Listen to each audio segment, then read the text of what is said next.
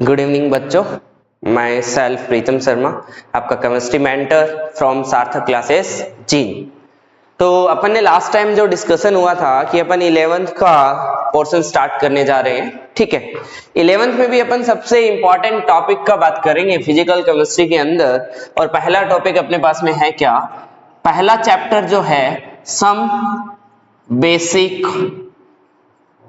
Concept of chemistry. इसका सबसे important part अपन बात करते हैं बेटा मोल कॉन्सेप्ट के बारे में। ये चैप्टर अपन 3 पार्ट्स में डिवाइड करेंगे और आज अपन डिस्कस करने जा रहे हैं मोल कॉन्सेप्ट का लेक्चर फर्स्ट है अपना। ठीक है, तो मोल कॉन्सेप्ट के बारे में अपन बात करने जा रहे हैं बेटा। अब मोल कॉन्सेप्ट है क्या चीज, क्या इंपॉर्टेंस है इसकी, तो देखें बेटा आपका 11th and 12th physical chemistry कि एवरी चैप्टर के अंदर इसका यूज रहेगा।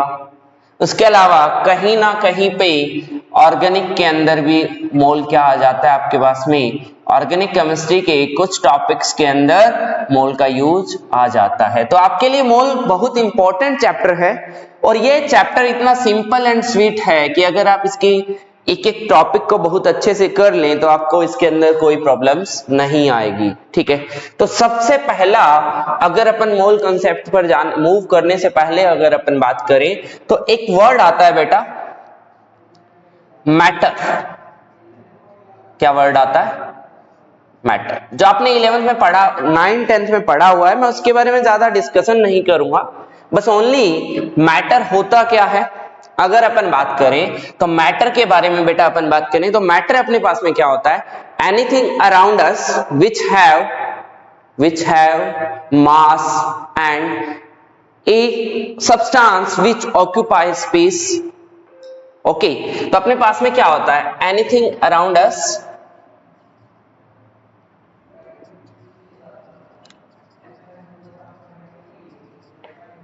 which have mass and occupy space is known as matter। अगर अपन बात करें मैटर के बारे में तो दो तरह से अपन क्लासिफाई करते हैं बेटा। अब मैटर के सबसे पहले अपन एग्जांपल्स के बारे में बात कर लेते हैं कि मैटर के क्या क्या एग्जांपल्स है अपने पास में बेटा। तो बेसिकली अगर अपन ने बात करा मैटर के बारे में तो मैटर अपन ने क्या बोला कि किसी भी एक ऐसा सब्सटेंस जो अपने पास में है जिसका क्या है? मास है और वो क्या कर रहा है? स्पेस ऑक्यूपाई कर रहा है, तो उसे अपन क्या बोलेंगे? मैटर बोलेंगे। जैसे फॉर एग्जांपल आपके पास में क्या है? पेन, पेंसिल, पेन हो गया आपके पास में, पेंसिल हो गया, मार्कर जो अपने हाथ में ही है बेटा, मार्कर हो गया। ठीक है, वाटर बॉटल और भी बहुत सारी चीजें बेटा जो अपने आसपास में, मोबाइल सबसे सिंपल एग्जांपल जो अपने पास में है।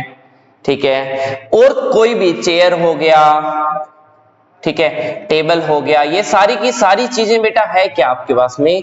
मैटर के अंदर आती है। समझ में आ गई बात? कोई डाउट है क्या इसके अंदर? तो अपन बात करें मैटर के बारे में तो मैटर ऐसा कोई सब्सटेंस जो अपने पास में क्या होता है? मास होता है और वो क्या करता है? स्पेस ऑक्यूपाई करता है, उसे अपन क्या बोलते हैं बेटा? मैटर बोलते हैं। क्या बोलते हैं? मैटर बोलते हैं। अब अपन आ जाते हैं क्लासिफिकेशन ऑफ मैटर के बारे में। इसके बारे में मैं ज्यादा बात नहीं करूंगा, जो मेरे को 11th जेई और नीट में यूज आने वाला है उन चीजों के बारे में बात करूंगा। तो मैटर को अपन दो तरह से क्लासिफाई करते हैं बेटा। एक तो मेरे पास में होता है फिजिकल, ठीक है, और एक मेरे पास में होता है केमिकल क्लासिफिकेशन। सुना हुआ है क्या केमिकल और फिजिकल क्लासिफिकेशन के बारे में? बोले, आपने सुना भी होगा chemical physical classification and chemical classification के बारे में। अगर बेटा फिजिकल क्लासिफिकेशन की बात करें तो सॉलिड, लिक्विड एंड गैस। क्या होता है आपके पास में? फिजिकल क्लासिफिकेशन के अंदर 3 चीजें आती है बेटा, सॉलिड, लिक्विड और गैस। अब बहुत सारे बच्चों के दिमाग में दो चार स्टेट और भी तुमने नाम सुना हुआ है, प्लाज्मा बोल देते हैं, तो उन सब चीजों के बारे में अपन यहाँ पर बात नहीं करेंगे, क्योंकि अपने जो यूज आने वाला है बेटा सॉलिड, लिक्विड और गैस, तीन यूज आने वाला है। ओके, अगर अपन केमिकल क्लासिफिकेशन की बात करें तो अपने पास में बेटा दो तरह के सब्सटेंस होते हैं। पहला मिक्सचर, पहला क्या होता है मिक्सचर, दूसरा अपने पास में क्या होता है बेटा प्योर सब्सटेंस होता है। क्या होता है प्योर सब्सटेंस। मिक्सचर के बारे में आपको पता है बेटा, दो या दो से ज्यादा सब्सटेंस को जब अपन मिक्स कर देते हैं और उनका कोई रेशो फिक्स नहीं होता है तो वो क्या फॉर्म करता है बेटा मिक्सचर फॉर्म करता है। दो तरह के मिक्सचर होते हैं, एक तो आपके पास में क्या होगा होमोजीनियस मिक्सचर बेटा, और दूसरा कैसा होगा बेटा हेट्रोजीनियस मिक्सचर। ओके बेटा, दो तरह के मिक्सचर होंगे, होमोजीनियस और हेट्रोजीनियस मिक्सचर। अब प्योर सब्सटेंस की बात करें बेटा, उसमें भी क्या क्या आएगा आपके पास में, एक तो आ जाएगा एलिमेंट और एक आपके पास में क्या आ जाएगा बेटा कंपाउंड। तो ये सब चीजें सारी आपने पढ़ी हुई है, लेकिन अपन सिंपल सा एक चीज पर आते हैं बेटा, सॉलिड जो आपको यूज आएगी सॉलिड, और बहुत सारे बच्चों को पता नहीं होता है उस चीजों के बारे में, तो अपन उस पर आते हैं लिक्विड एंड गैस। सबसे पहले अपन किस पर आते हैं सॉलिड, लिक्विड और गैस। अगर अपन बात करें बेटा सॉलिड, लिक्विड और गैस के बारे में, तो सिंपल सी बात है, अगर सॉलिड का बात करें तो क्या होता है solid, fix volume, fix shape होता है बेटा, वॉल्यूम एंड शेप दोनों फिक्स होते हैं। लेकिन जब अपन बात किसकी करते हैं लिक्विड की, वॉल्यूम तो फिक्स होता है बट शेप नॉट फिक्स्ड, आपकी इसकी शेप फिक्स नहीं होती है। थर्ड पॉइंट की अगर अपन बात करें बेटा, तो आपके पास में गैस ना तो वॉल्यूम फिक्स नहीं होता है एंड शेप तो फिक्स नहीं होती।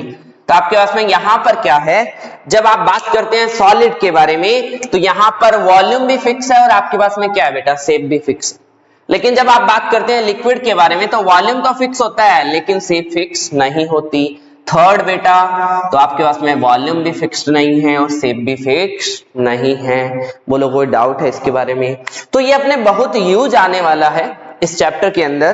तो अगर अपन आगे बात करते हैं तो सिंपल सी एक बात कि आपको क्या दिया हुआ है, सॉलिड दिया हुआ है।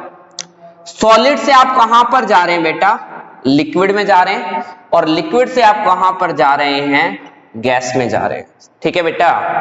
अब देखिए, अगर आप सॉलिड से लिक्विड में जा रहे हैं तो यहां पर सॉलिड से लिक्विड में चेंज होना क्या होता है आपके पास में, और लिक्विड से गैस में चेंज होना क्या होता है बेटा।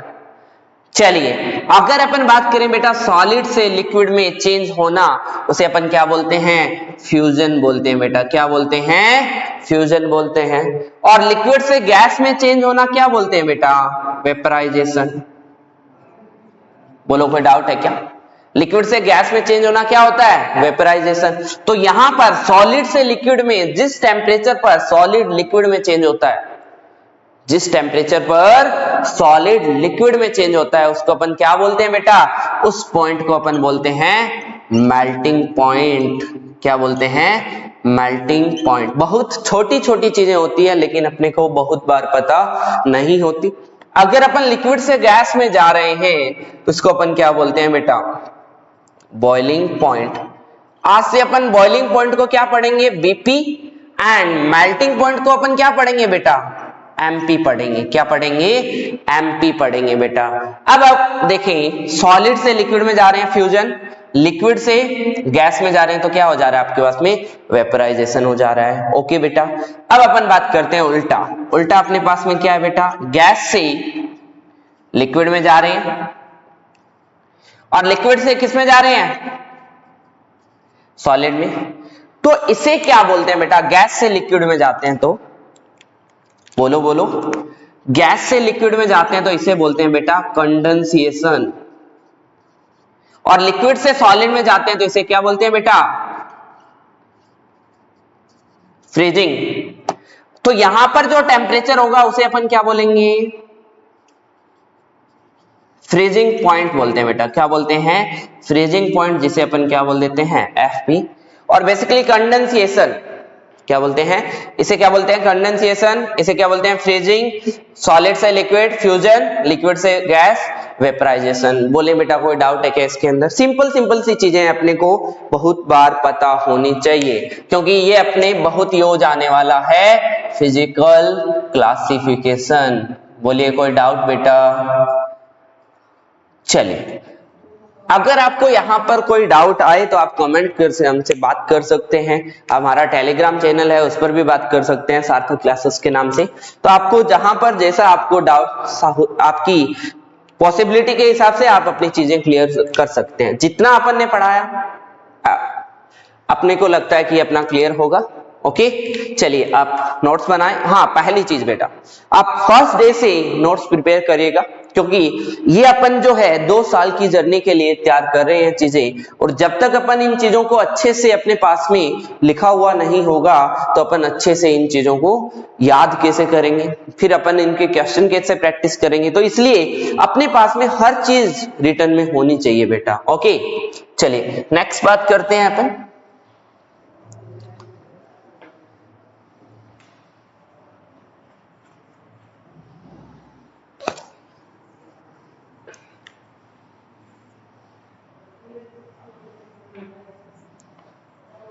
चलिए अब अपन बात करते हैं बेटा एलिमेंट, कंपाउंड। तो आपको पता है एलिमेंट क्या होता है?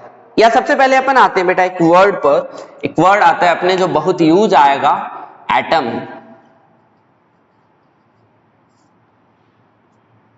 एटम, अगर अपन एटम की बात करें बेटा, तो एटम अपने पास में होता क्या है? एटम अपने पास में, atom is a smallest particle. Atom क्या आपके पास में होता है बेटा? स्मॉलेस्ट पार्टिकल होता है किसी भी एलिमेंट का। किसका होता है? किसी भी एलिमेंट का एक स्मॉलेस्ट जो पार्टिकल होता है उसे क्या बोलते हैं बेटा? एटम बोलते हैं। तो एटम क्या है अपने पास में? A smallest unit of an element which have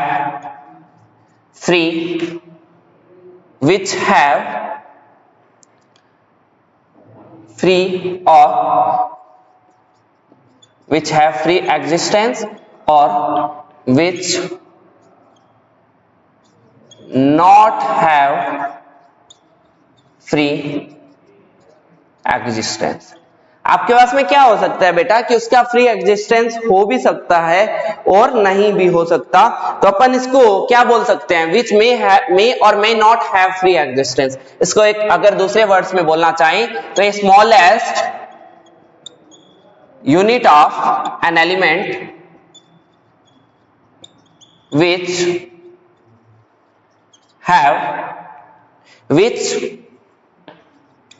may or may not have free existence। हो सकता है उनका फ्री एग्जिस्टेंस हो सकता है नहीं हो। जैसे अगर अपन बात करें बेटा एटम के बारे में, तो एटम अपने पास में कौन कौन सा है? अपन सबसे पहले एटम की बात करते हैं जो फ्री एग्जिस्ट करता है। एटम जो फ्री एग्जिस्ट करता है उसके अंदर क्या आएगा? सोडियम हो गया बेटा, पोटेशियम हो गया, ठीक है, आपके पास में कैल्शियम हो गया, जिंक हो गया, आयरन हो गया, एटसेट्रा। ऐसे एटम्स का फ्री एग्जिस्टेंस होगा। ऐसे एटम का क्या होगा? फ्री एग्जिस्टेंस होगा। लेकिन अब अपन बात करते हैं नॉट फ्री एग्जिस्ट, जो फ्री एग्जिस्ट नहीं करते। जैसे आपको बोल दिया जाए ऑक्सीजन, आप क्या इनटेक करते हैं ऑक्सीजन में? क्या ऑक्सीजन एटम लेते हैं? नो, आप क्या लेते हैं? O2। अगर आपको बोल दिया जाए बेटा नाइट्रोजन, तो आप क्या इनटेक करते हैं? N2।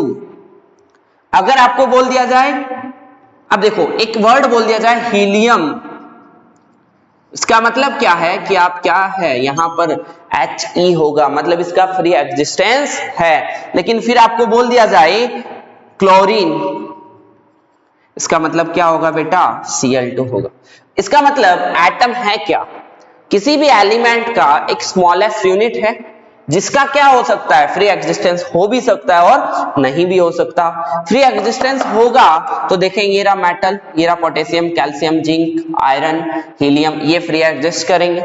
लेकिन वही अपन बात करें नॉट फ्री एग्जिस्टेंस, ऑक्सीजन हो गया, नाइट्रोजन हो गया, क्लोरीन हो गया, ये फ्री एग्जिस्ट नहीं करते हैं बेटा। कोई डाउट है इसके अंदर? तो आपके पास में देखें ये आपके पास में एटम हो गया। अब अपन नेक्स्ट चीज जो अपने लिए इंपॉर्टेंट है और जो अपन ने 10th में कहीं ना कहीं पे पढ़ी हुई है, 9th में कहीं ना कहीं पे कुछ चीजें हैं जो आज वाली क्लास में अपन वही चीजें पढ़ेंगे जो अपन ने पहले पढ़ी हुई है, बस उनको आगे यूज लेना है, इसलिए अपन उनको क्या करेंगे बेटा? रिकॉल करेंगे। ओके, नेक्स्ट जो आता है बेटा अपने पास में वो आता है representation of atom.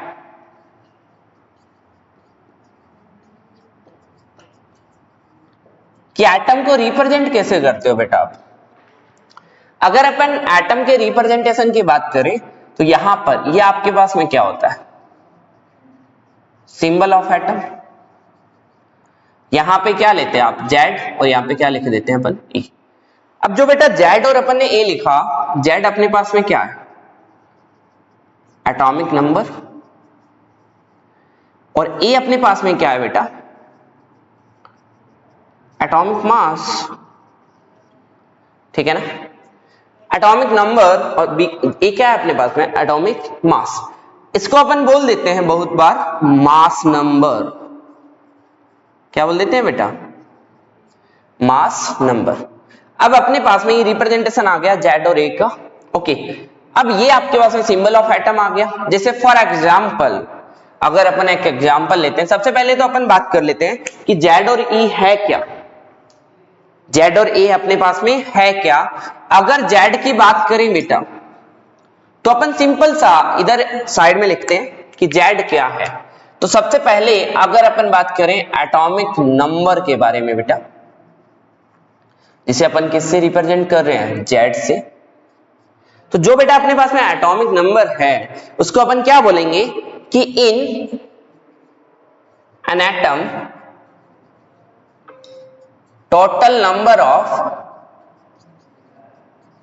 proton in an atom, total number of proton is known as atomic number। या फिर दूसरा सेंटेंस क्या बोल सकते हो बेटा? Total number of electron present in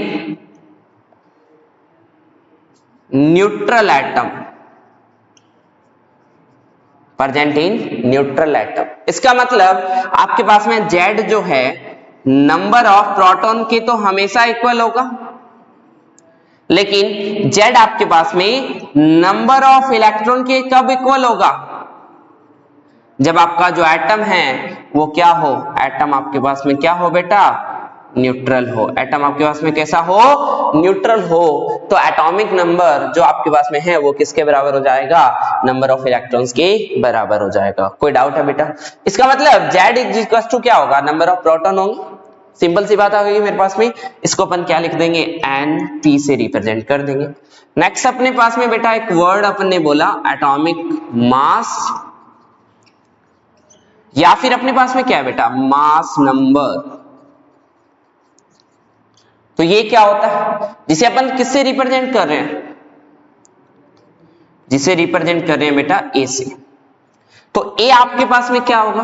A आपके पास में होगा बेटा number of proton Np। Np क्या है मेरे पास में? Number of proton plus N मतलब नंबर ऑफ न्यूट्रॉन। ओके बेटा, तो मतलब एक ही वैल्यू क्या हो गई? Number of proton plus number of neutron के बराबर हो गया। और या फिर आप इसको ये बोल सकते हो नंबर ऑफ न्यूक्लियॉन्स। न्यूक्लियॉन्स क्या होते हैं बेटा? तो न्यूक्लियॉन्स आपके पास होते हैं बेटा प्रोटॉन प्लस न्यूट्रॉन का जो सम होता है उसे अपन क्या बोल देते हैं? न्यूक्लियॉन्स बोल देते हैं। ओके, तो अब अपन यहां पर आ जाते हैं। तो फॉर एग्जाम्पल अगर अपन बात करें किसके बारे में बेटा, सोडियम के बारे में, किसके बारे में बात करें, सोडियम के बारे में, तो सोडियम के पास में रिप्रेजेंट कैसे करेंगे आप सोडियम को, कितने नंबर पे आता है, 11 पर। एटॉमिक नंबर, मास के नंबर क्या है उसका, 23। 11 क्या है उसका एटॉमिक नंबर, मास नंबर क्या है बेटा, 23। तो यहां से नंबर ऑफ प्रोटॉन कितने आ गए बेटा, 11। नंबर ऑफ न्यूट्रॉन कितने आ गए बेटा, 23 माइनस 11, मतलब आपके पास में क्या हो गया, ये आपके पास में 12 हो गया। इसका मतलब कि आपके पास में अगर नंबर ऑफ न्यूट्रॉन निकालने तो आप क्या कर दें बेटा, a माइनस जेड कर दें, क्या कर दें, a माइनस जेड कर दें। एक और एग्जांपल देखें बेटा, मैंने ले लिया एल्यूमिनियम, कितने नंबर पे रहता है, 13 पर। क्या एटॉमिक मास होता है, 27। तो नंबर ऑफ प्रोटॉन कितने हो गए बेटा, 13। नंबर ऑफ न्यूट्रॉन आपके पास में हो गए बेटा 14। ओके, चलिए नोट डाउन करें जल्दी से, आगे बात करते हैं।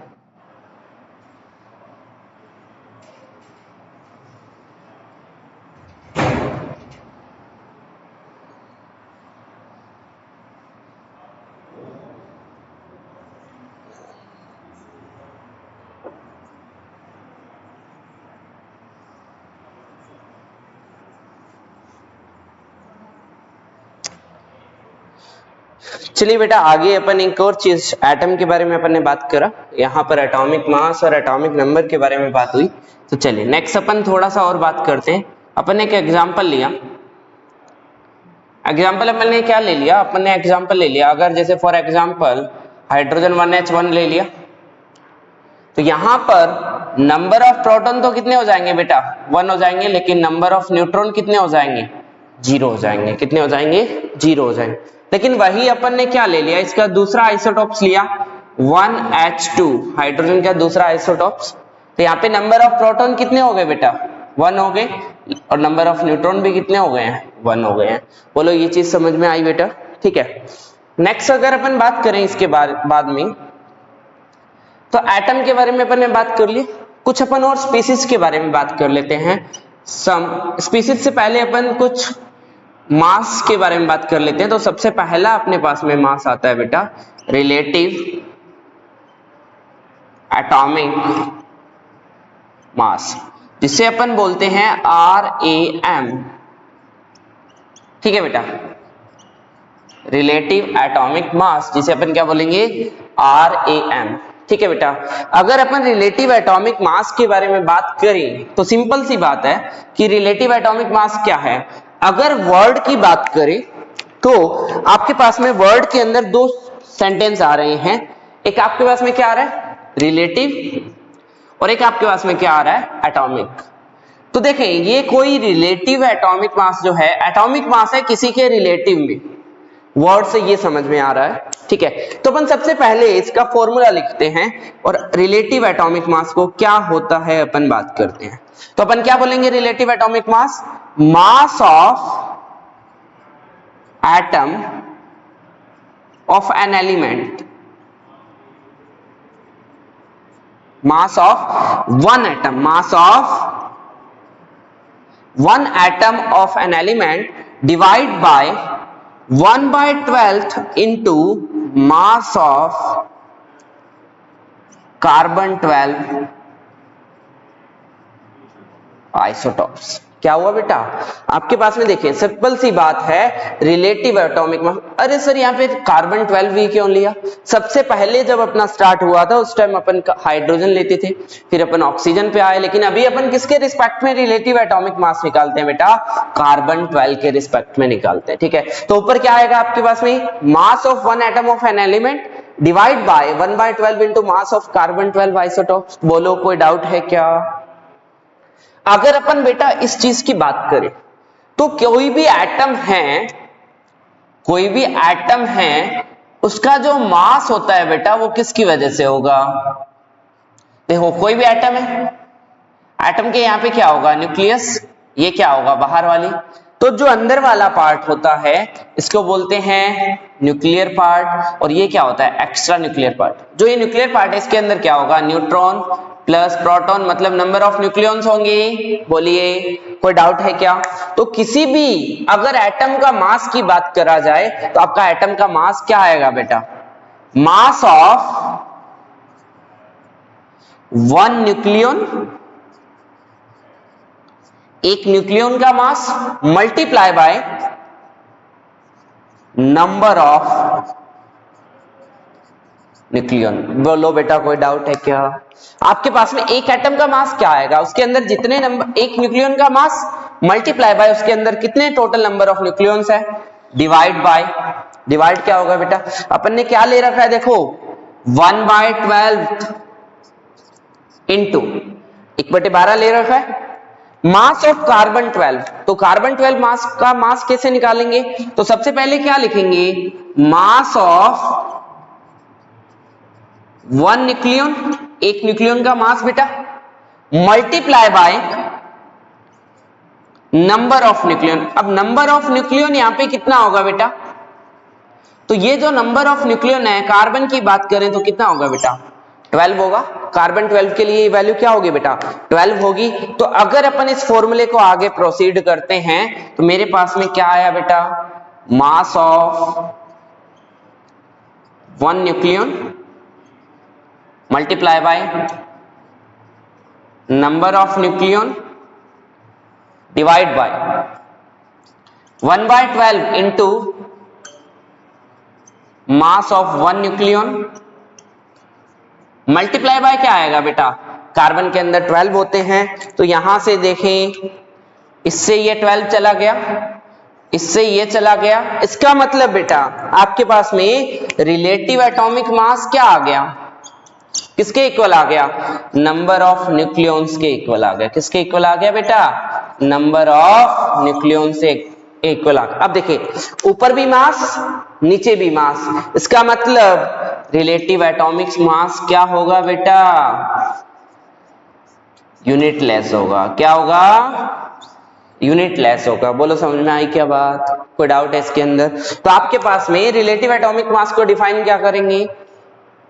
मास of one atom of an element with respect to या ratio of mass of one atom of an element to 1/12 part of mass of carbon 12 isotopes is known as relative atomic mass। तो relative atomic mass समझ में आ गया। क्या होगा आज से relative atomic mass? Number of nucleons unit less होंगे। बोलो कोई डाउट है बेटा? नेक्स्ट आपके पास में क्या आएगा? नेक्स्ट आपके पास में आएगा बेटा एटॉमिक मास की बात करते हैं। किसकी बात करते हैं? Atomic mass.